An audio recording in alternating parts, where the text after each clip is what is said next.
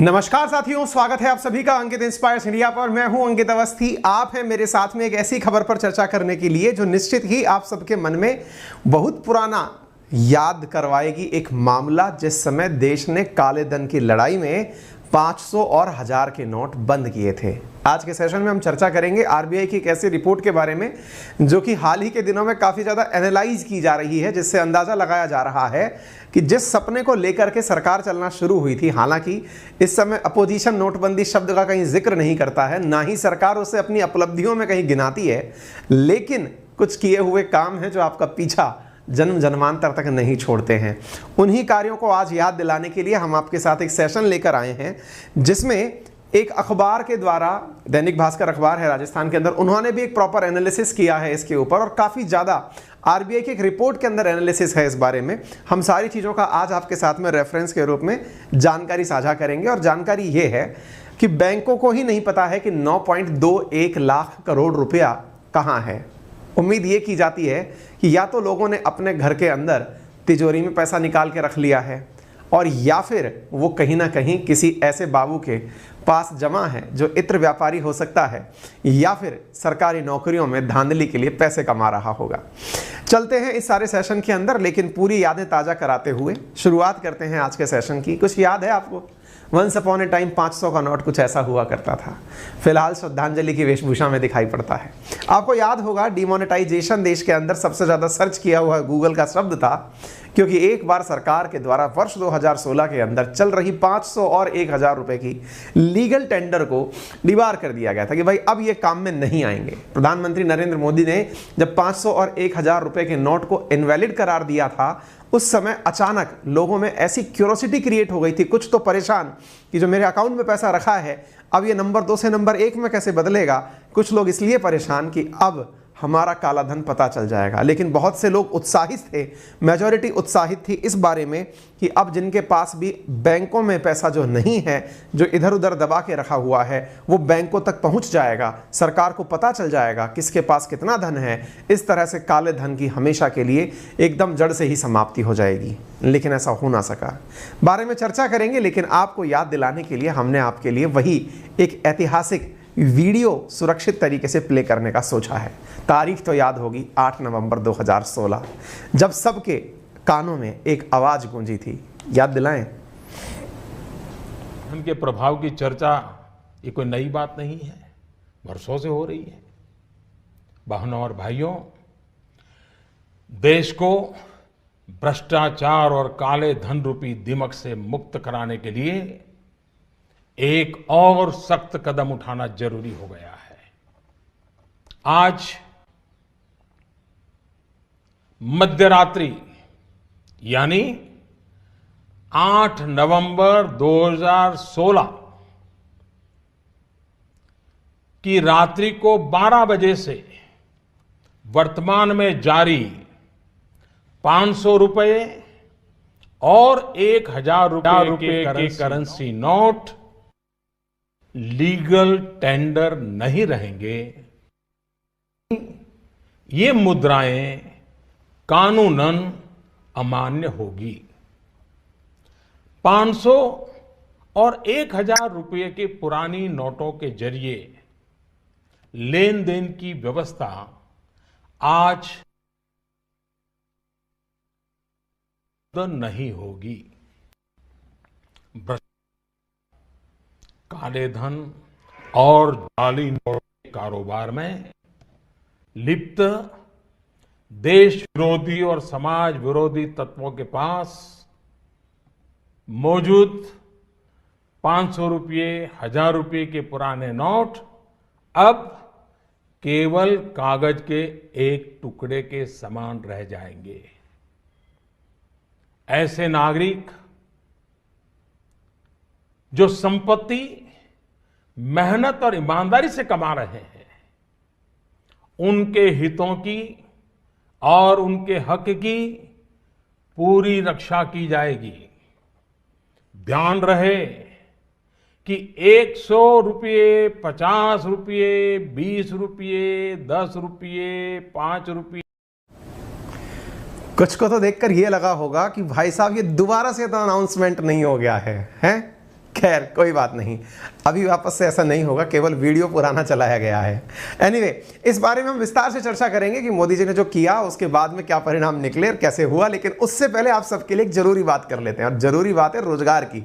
रोजगार की बात यह है जनाब कि रीलेवल बाय अनअकैडमी एक ऐसा प्लेटफॉर्म है जो 800 से ज्यादा प्लेटफॉर्म्स पर, जिसमें शामिल हैं इंडिया के टॉप वो सारे स्टार्टअप्स जिनकी आप चर्चा सुनते हैं, चाहे फिर वो शाओमी हो, चाहे फिर वो पेप्सिको हो, या फिर बहुत सारे ऐसी कंपनीज जिनमें कि वर्तमान समय पर जिनकी चर्चा प्रधानमंत्री भी एससीओ में कर रहे हैं, उन तमाम जगहों पर रोजगार के अवसर उपलब्ध कराने का एक प्लेटफॉर्म है रीलेवल बाय अनअकैडमी, जहां पर आप अपने लिए एक टेस्ट देते हैं और उस टेस्ट में प्राप्त अंक, अगर 1000 में से 500 से ऊपर अंक आते हैं तो उन 1000 में से 500 से ऊपर अंक के आधार पर आप पाते हैं मात्र 15 दिन के अंदर इंडिया के टॉप स्टार्टअप्स के अंदर जॉब। स्टार्टअप्स में जॉब केवल एक ही प्रकार के डायमेंशन की नहीं होती, आप डिफरेंट टाइप ऑफ वैरायटीज, चाहे फिर वो एचआर हो या फिर वो मैनेजमेंट हो, चाहे रिसोर्स डेवलपमेंट हो, या फिर जितने भी प्रकार की चीजें होती हैं जो कि एक स्टार्टअप के अंदर काम में ली जाती हैं, उन सभी के अंदर आप अप्लाई करने लायक बन जाते हैं। 1000 में से 500 नंबर पाने के लिए आपको जो टेस्ट दिया गया है उसका लिंक कमेंट बॉक्स में पिन है, डिस्क्रिप्शन में भी हमने डिटेल में उसकी जानकारी आप लोगों को दी है। यह टेस्ट पूरी तरह फ्री है, इस टेस्ट को आप कितनी भी बार दे सकते हैं। इसको देने के लिए आपको केवल अपने द्वारा उस जगह जाकर और टेस्ट सेलेक्ट करके देना होता है। अगर दिमाग में क्यूरोसिटी बनती है कि इस टेस्ट के अंदर अगर हमारे नंबर नहीं आए तो क्या होगा, इसके लिए मैं आपको जानकारी दे दूं कि कल, यानी कि आने वाले कल में, आज हम 27 तारीख को ये वीडियो कर रहे हैं, तो 28 तारीख के दिन मैं पूरी कोशिश करूंगा कि आपके सामने एक ऐसे रीलेवल कंटेंडर को आपके सामने पेश करूं जिसने कि इसी प्रक्रिया के माध्यम से जॉब पाया। मेरी बात उनसे लगभग पूरी हो चुकी है, वीडियो एडिटिंग में चल रहा है आपके सामने प्ले करने के लिए। तो आपके सामने हम उनको लेकर हाजिर भी होंगे जिन्होंने आपके इसी प्रोसेस के माध्यम से जॉब प्राप्त की है। मैं आपको याद दिला दूं साथियों कि आप अपना रेज्यूम भेजने के लिए जितनी जगह मेहनत करते हैं उससे भी कम मेहनत के अंदर आप इस वेबसाइट पर जाकर के अपने लिए 1000 में से 500 से अधिक नंबर पाने वाला टेस्ट दे सकते हैं। इतना ही नहीं, अगर आप उन टेस्ट को देकर के अपने लिए अच्छे अंक स्कोर नहीं भी कर पाते तो यहां पर आपको मिलता है आपके लिए एक कोर्स जो कि सजेशन देता है कि आप इस कोर्स को लें, उसे पढ़ें और अपने स्कोर को सुधार लें। कोर्स पढ़ाने के लिए डेडिकेटेड टीम आपके साथ रहती है जो चाहती है कि आप उसमें बेहतरीन तरीके से स्कोर कर पाएं। तो सबसे बेस्ट टाइप यह है कि आप जाएं और अपने लिए यहां पर जाकर के अपने ड्रीम जॉब को, और मजेदार बात यह है कि अगर आप 9 to 5 की जॉब करके किसी एक प्रकार के काम में बोर हो चुके हैं तो आप अन्य कंपनी के अंदर भी ट्राई कर सकते हैं, नए प्रोफाइल के अंदर भी ट्राई कर सकते हैं। ये टेस्ट अपने आप में इस चीज का आधार माना जाएगा। ठीक है, तो आपके लिए लिंक कमेंट बॉक्स में पिन कर दिया गया, जाइए और अभी के अभी ट्राई करिए। आते हैं हमारे पुरानी बात के ऊपर। मुद्दा चल रहा था डिनोमिनेशन के ऊपर। अभी तक साहब मोदी जी के आप उसमें से बाहर ही नहीं निकले थे, हैंगओवर में से, जब मोदी जी ने कहा कि 500 से और 1000 के जो नोट हैं अब ये चलन में नहीं रहेंगे। डिनोमिनेशन चलन में नहीं रहेंगे, यानी कि डिनोमिनेशन वो एक करेंसी यूनिट है जो कि सरकार के द्वारा लीगल टेंडर के रूप में, यानी कि आप अगर देखते हैं तो नोट पर साइन हुआ होता है आरबीआई के गवर्नर का, और वो ये लिखते हैं कि मैं धारक को इतने रुपए अदा करने का वचन देता हूं।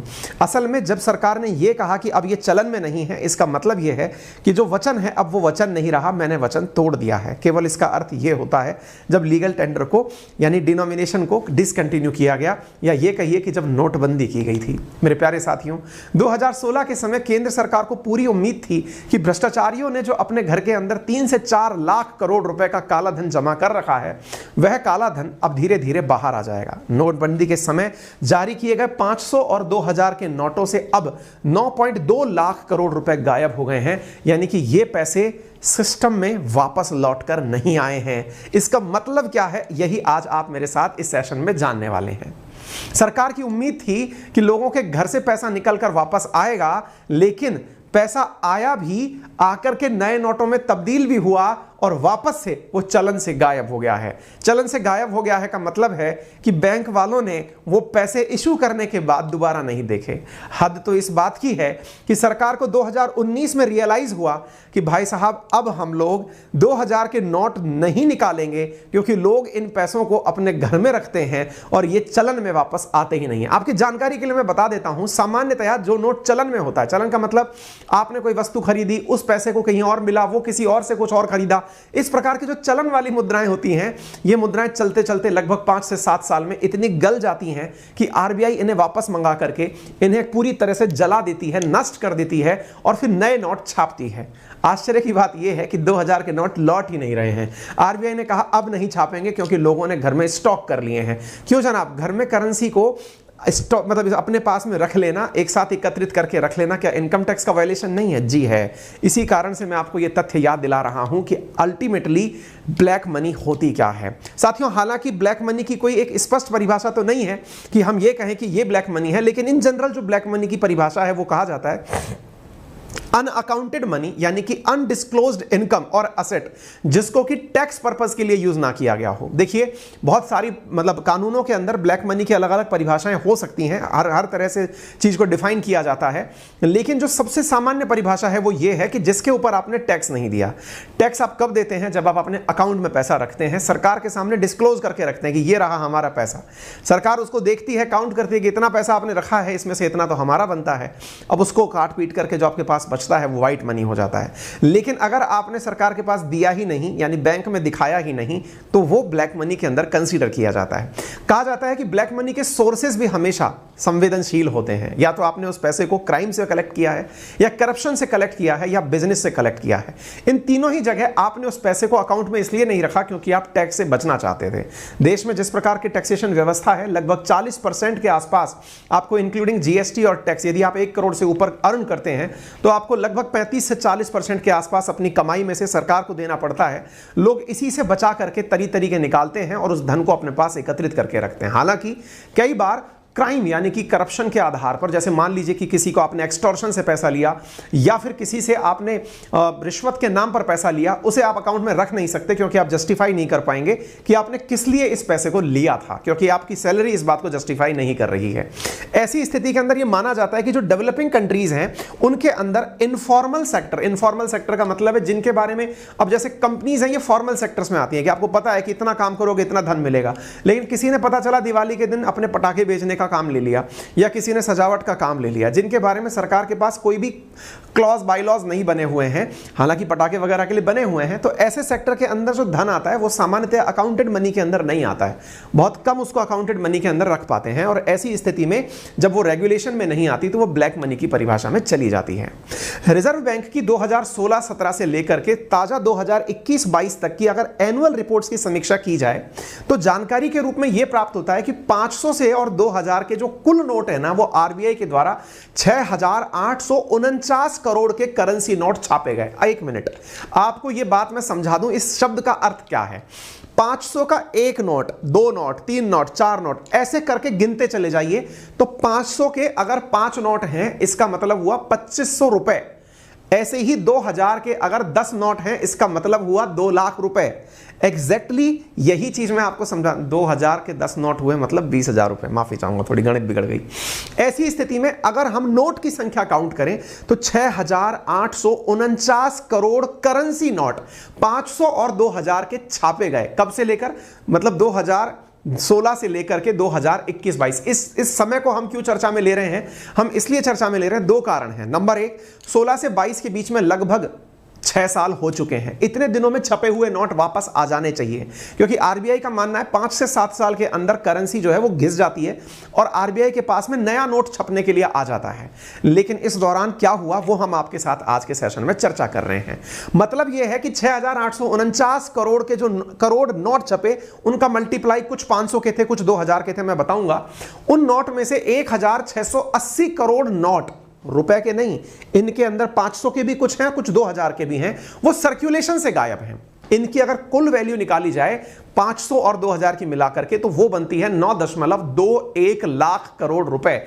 यानी कि ये आरबीआई के पास वापस लौटकर नहीं आए। सीधे अर्थों में आरबीआई ने छापे तो थे, लेकिन बैंकों के पास वापस ये पैसे नहीं पहुंचे। लोगों ने या तो इन्हें अपने अकाउंट में रख लिया या फिर कहीं ना कहीं कुछ इस प्रकार की तस्वीरों में ये दिखाई दिया होगा। कौन सी तस्वीरें?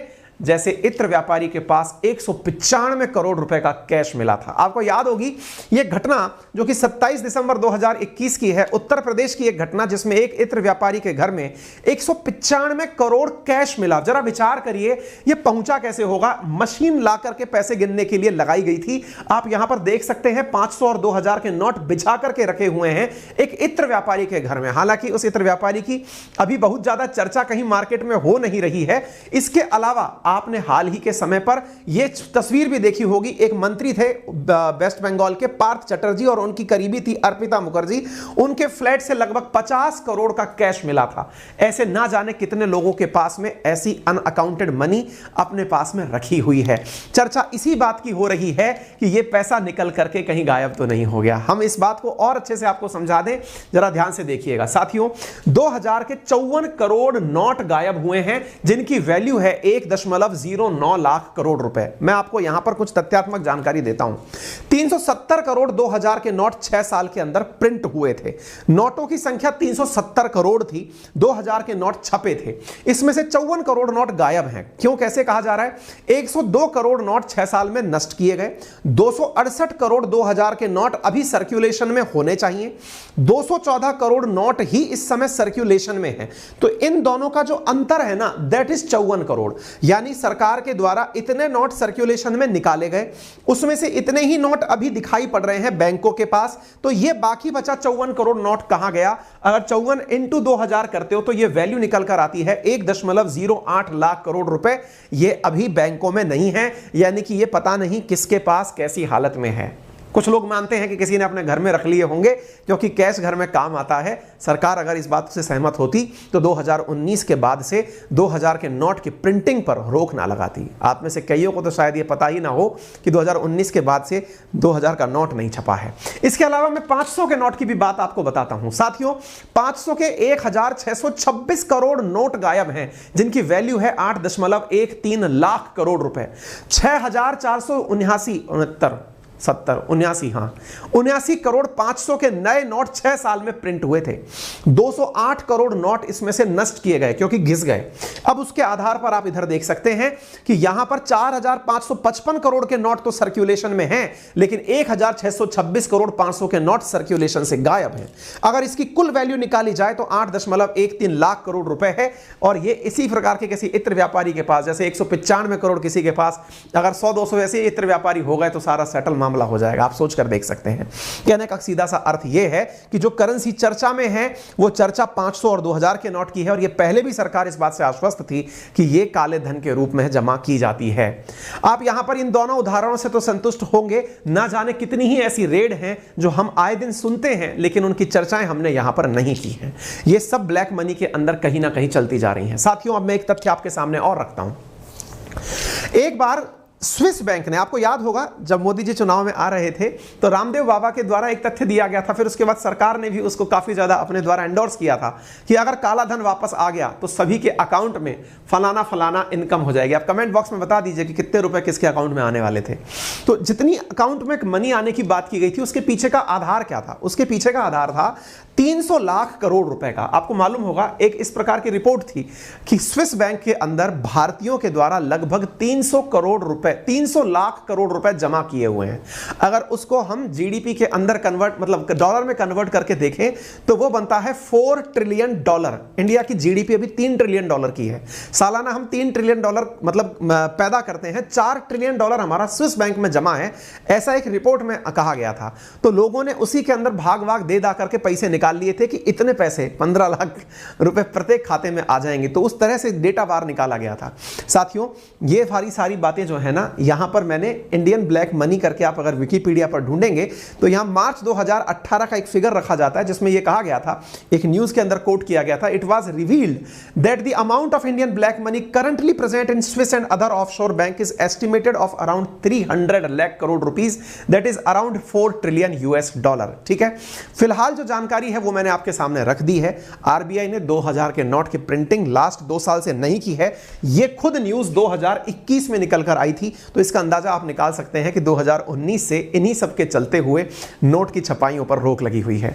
साथियों, section 22 of RBI act, reserve bank has the sole right to issue bank note of India, यानी कि हमारे आंख पर करेंसी नोट जारी कौन करता है? तो आरबीआई करती है। आरबीआई का जो अपना एक्ट है उसके अंदर सेक्शन नंबर 22 में यह बात मेंशन है कि वो बैंक नोट जारी कर सकती है। और सेक्शन 25 कहता है कि डिजाइन, उसका फॉर्म, उसका मटेरियल जो होगा बैंक नोट का, वो ऐसा होना चाहिए जो कि सेंट्रल गवर्नमेंट के द्वारा अप्रूव किया गया हो, उसके आधार पर ही उसको रिकमेंड करके बनाया गया हो। आपको अब छोटी सी जानकारी और दे देते हैं।